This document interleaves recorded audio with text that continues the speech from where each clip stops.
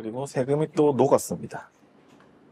자, 국토부가 부동산을 날려먹었는데요. 이 투자를 날려먹었는데 관련한 내용 좀 민감하게 봐야 될 부분이 좀 있습니다.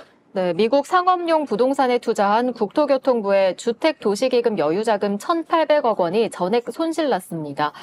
지난달 말 기준으로 기한이익 상실이 발생한 투자 자산이 한 건이고 1,800억 원 규모인데요. 미국 매사추세츠주 보스턴의 초고층 랜드마크 빌딩인 스테이트 스트리트 빌딩에 투자한 기본 여유자금으로 국토부로부터 자금 운용을 위탁받은 미래에셋 자산운용에 투자한 겁니다. 당초에는 연 6%의 수익률을 기대했지만 원금 전액을 손실하는 일이 발생했습니다. 그래서 애초에 이게 2021년도에 말하자면 투자 결정이 났다는 거예요. 그래서 모든 언론이 문재인 정부가 1,800억을 날려먹었다라고 기사를 쓰고 있습니다. 근데 이 관련된 내용을 좀 보시게 되면 이 내용이 좀 달라요. 왜냐하면 애초에 국내 기관 투자자들이 여기를 찝어갖고 투자를 시작했고 미래에셋은 그냥 그 돈을 받아가지고 실무만 해준 것밖에 없습니다. 근데 이와 관련한 디폴트가 작년에 일어났거든요. 작년에 일어났는데 올해 초에 현금 손실에 관련된 손실이 없다라고 3월 7일 날 얘네들이 발표를 했어요. 그러니까 작년에 처음에 이게 터졌을 때는 아니다, 우리는 이 채권단이 이와 관련 협의를 다 날려가지고 담보권을 확보를 하고 있었기 때문에 전액 그 보장을 받을 수 있다라고 이거를 냈어요. 지네들이 이거 공식적으로 이 관련된 내용을 정부 공식적으로 이걸 냈단 말이에요. 근데 이게 미래자산운용이 리스크 대응에 성공했다고 기사까지 낸 거거든. 근데 이게 왜 갑자기 전액 못 받는 돈이 됐냐는 거지. 이 과정의 미스터리를 풀어야 되는 게 중요합니다. 저 투자가 시작됐을 때는 건물에 뭐 전망이 있어서 임대료 수익 기대하고 투자 수익 기대해서 6% 수익으로 한다. 6%면 엄청 큰 수익이죠, 사실은. 더구나 미국에서 안정적으로 저 돈이 들어온다고 생각하면. 그래서 처음에 잘된 투자라고 했는데 결론적으로 모라토리움이 일어났어요. 지금 뭐 미국 경기도 개판이라서 공실률이 놀아가고 있으니까 얘네들이 모라토리움 선언을 작년에 했단 말이야. 그랬는데 그때까지만 하더라도 담보권이 있다, 손실 안 본다라고 발표를 했어. 이건 이 정부에서 한 거예요.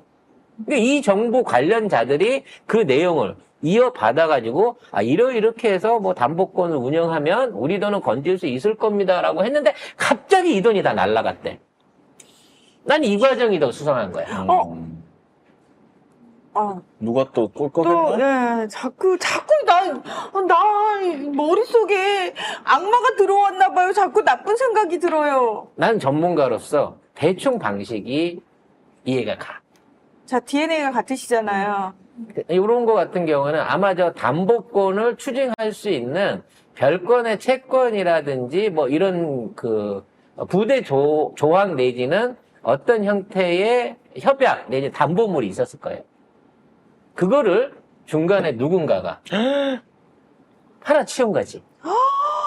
즉, 이 자체를 이거를 투자를 했을 때 이게 손실 났을 때를 대비해서 잡아놓은 담보권이라고 얘기했던 얘네 있다 그랬잖아. 얘네들이 분명히 담보권이 있다고 했는 그 담보권은 한 번 담보기 때문에 없어지질 않아요.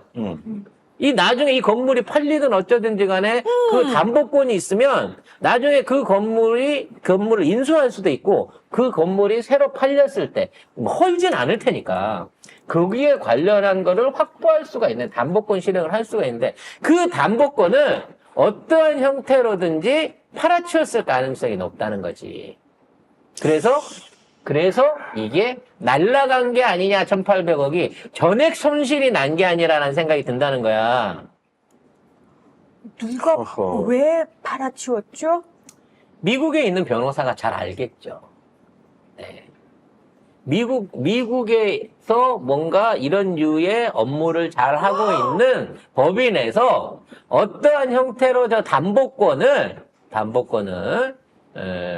처분하거나 또는 거기에 대한 권리를 포기하는 방식으로 별도의 보상을 받지 않았으면 이 담보권이 사라지지 않았을 거라는 게 송 작가의 생각이에요. 그러니까 그거에 관련해갖고 국회의원들이 나서서 법무부가 나서서 확인을 해야 되겠죠? 확인하면 근데 날아간 1,800억을 최소한 어떤 놈이 해먹었는지는 알 수 있겠지. 아니, 한동훈이 미국에 왜 갔을까?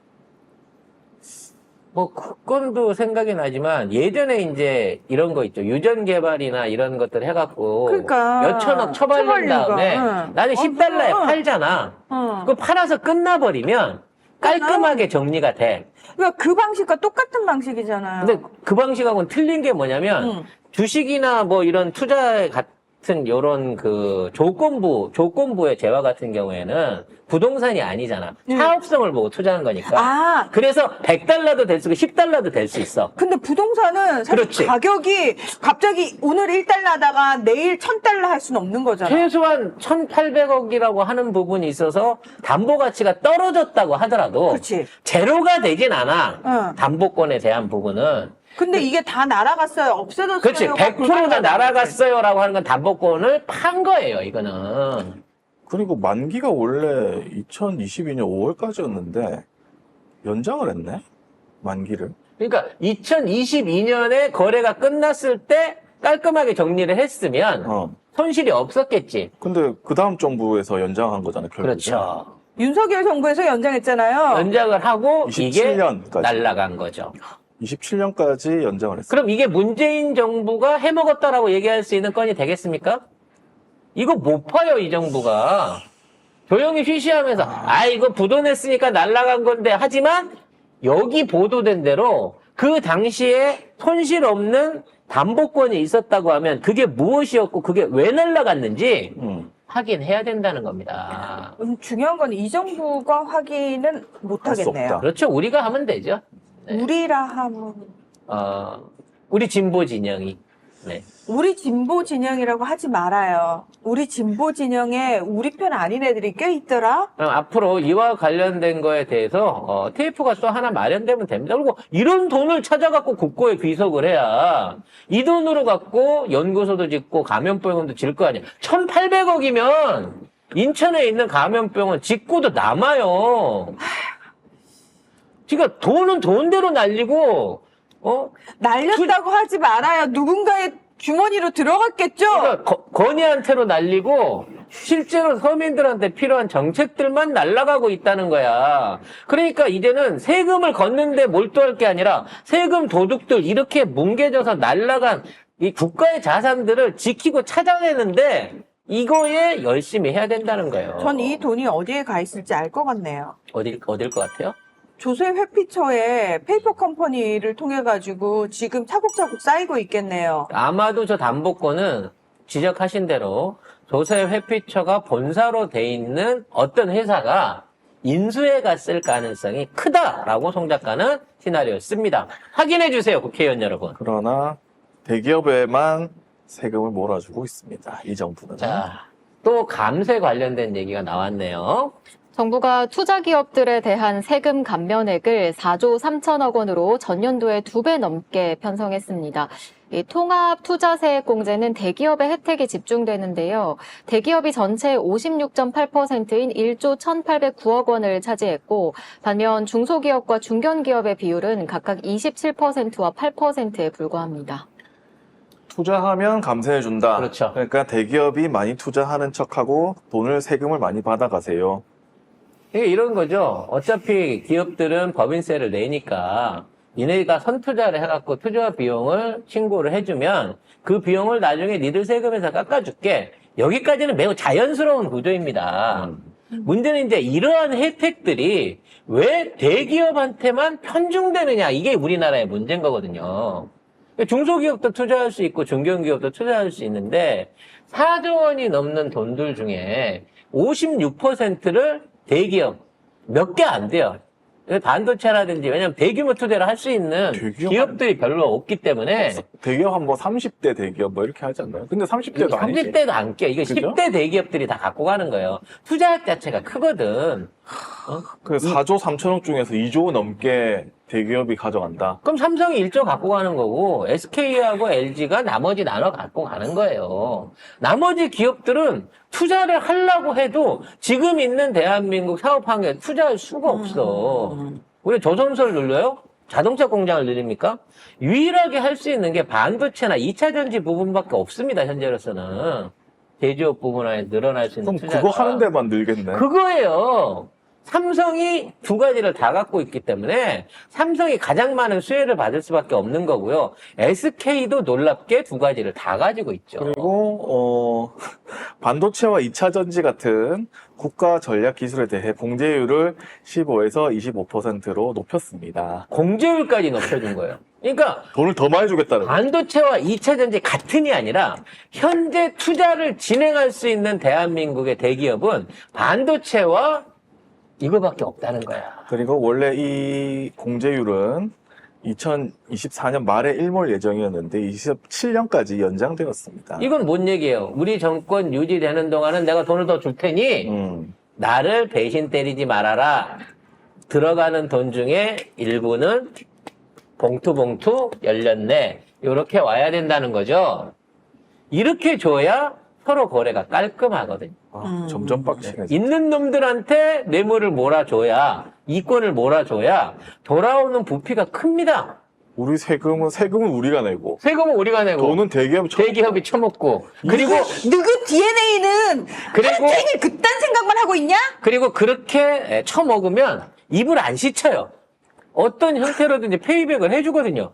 근데 이 서민이나 중소기업 나부랭이들은 국가가 아무리 지원을 해줘봐야 고마운 줄도 모르고 그 돈만 쓰고 국가에 대해서 그 통치를 했던 정치인에 대해서 봉투를 안 준다는 거야. 그러니까 주는 놈한테 몰아준다는 거죠. 이 정권은. 심지어 정말 이빨 몽창 빠져가면서 국민들을 위해 애를 쓰고 일을 해도 나중에 욕합니다. 욕하고 잡아 쳐넣어야 된다고 그러고 그래야 되는 거구나. 나라 위해 희생하고 꼬박꼬박 세금 내고 어려운 환경에서 졸라게 열심히 일했던 1,500만 노동자나 1,000만 자영업자들 같은 경우에는 애초에 얘네들의 지원 대상이 아닌 거예요. 그런 류의 정책은 만들어져 본 정도도 없고 기존에 있던 정책까지 다 걷어내고 있는 게 이 정부라는 거지. 근데 우리가 이를 찍어?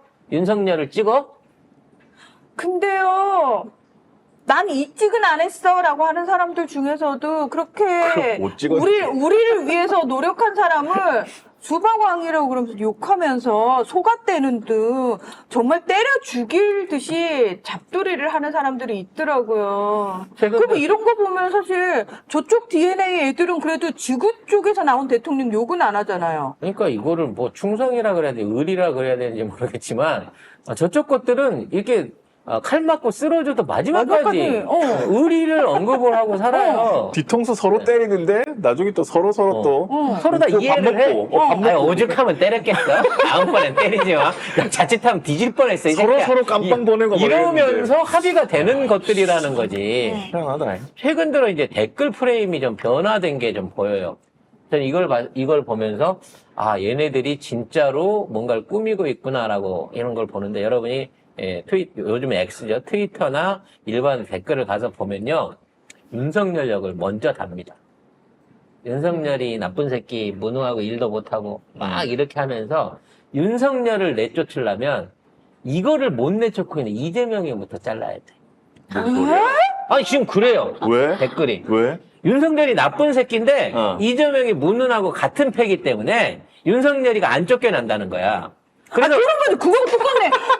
윤석열을 대통령으로 만든 문재인이 수박왕이다. 그래, 똑같은 논리야. 그래서 예전에는 이 윤석열과 문재인을 동일시 가다가 그러면서 문재인 나쁜 놈 문재인 윤석열 만들었어 하다가 지금 윤석열을 치겠다는 거야, 지들도. 윤석열을 죽여야 되는데 윤석열을 죽이려면 동반해서 이재명을 같이 죽여야 윤석열이 죽는다고 쓸데기 없는 얘기 하지 말고. 아니 근데 이게 댓글의 지금 주류라고요, 여러분. 저것들이 윤석열을 정리할 생각을 하면서 차기의 어떤 변화를 일으킬 이재명 대표를 같이 엮어가지고 세트로 담궈버리려고 그런다고. 앞으로 댓글 기조들 잘 살펴보시기 바라겠습니다. 다음 야, 가시죠. 자, 저쪽 애들은 정말 인간이 아니다. 자. 전술적인 거죠.